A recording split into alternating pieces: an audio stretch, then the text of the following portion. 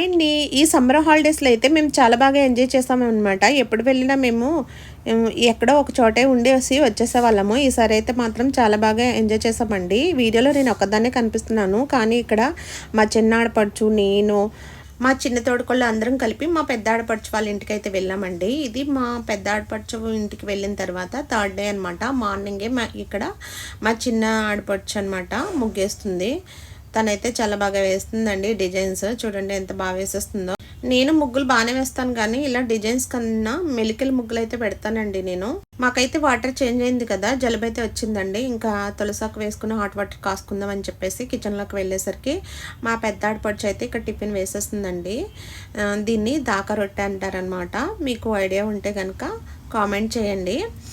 ఇంత పెద్దది వేసారేంటారు బాబు, ఇంత తినేస్తారా అనుకోకండి. ఎందుకంటే మేము అక్కడ చాలా మెంబర్స్ అయితే ఉన్నాము, చెప్పాను కదా. మా చిన్న ఆడపడుచు, మేము, మా చిన్న తోడుకోళ్ళు అందరూ వెళ్ళాం అనమాట. మా పిల్లలు కూడా ఉన్నారు, ఒక్కొక్కరికి ఇద్దరు పిల్లలు అనమాట. తర్వాత అయితే ఇదిగోండి ఇక్కడ సోడిజావ అయితే కాసేసారు. ఇంకా చట్నీ కూడా చేసేసారనమాట. బొంబాయి చట్నీ అనమాట, అదేనండి శనగపిండి చట్నీ. ఇంకా పాలు కూడా కాసేసారు పిల్లలకి. ఇక మా ఆడపడుచులు ఇద్దరు అయితే చాలా స్పీడ్గా అయితే పనిచేస్తారండి. మాకైతే అంత స్పీడ్గా అయితే రాదు, చేస్తాం కానీ.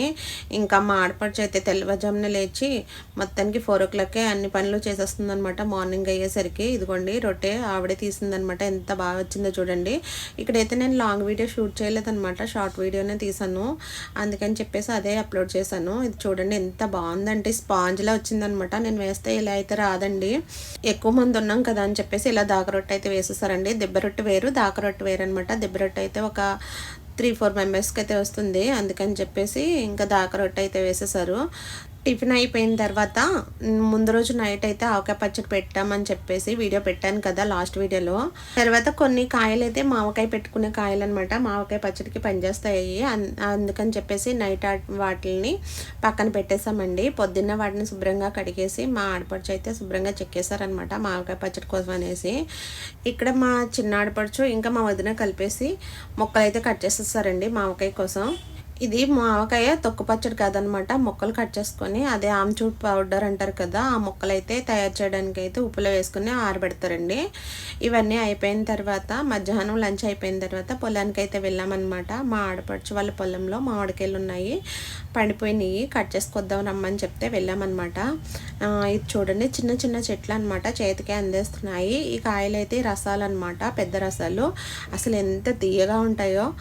ఎందుకంటే వీటికి ఎలాంటి కెమికల్స్ అయితే కొట్టలేదండి. ఇంట్లో తినడానికి కెమికల్స్ అలాంటివి ఏం కొట్టకుండా అయితే పండించుకున్నారనమాట. ఆర్గానిక్ ఫుల్గా సూపర్ టేస్ట్ అయితే ఉన్నాయన్నమాట. ఇంకా బంగినపల్లి కాయలు కూడా అయితే కట్ చేస్తారండి. మొత్తం అయితే ఒక 50-60 కాయలు అయితే కోసాను. ఇక్కడ చూడండి పక్షి కొట్టిన కాయ అనమాట, అంటే చిలక కొట్టడు అంటారు కదా, ఇదే అనమాట.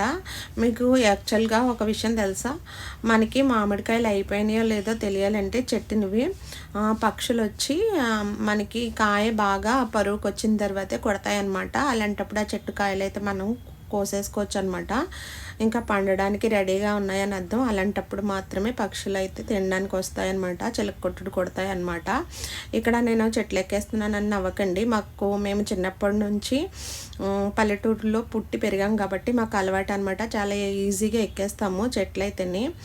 నేను మా ఆడపడుచు అయితే ఎక్కువ కోసేసే అనగానే నేను ఎక్కేసి అయితే కోసేసాను అనమాట. వదిన వాళ్ళతో నేను చాలా ఫ్రీగా ఉంటానండి. మా వదిన కూడా చాలా ఫ్రెండ్లీగా బిహేవ్ చేస్తారనమాట మాతోనే, చాలా ఫ్రీగా మాట్లాడుకుంటాము. మొత్తానికైతే కాయలు అయితే కట్ చేసేసానండి.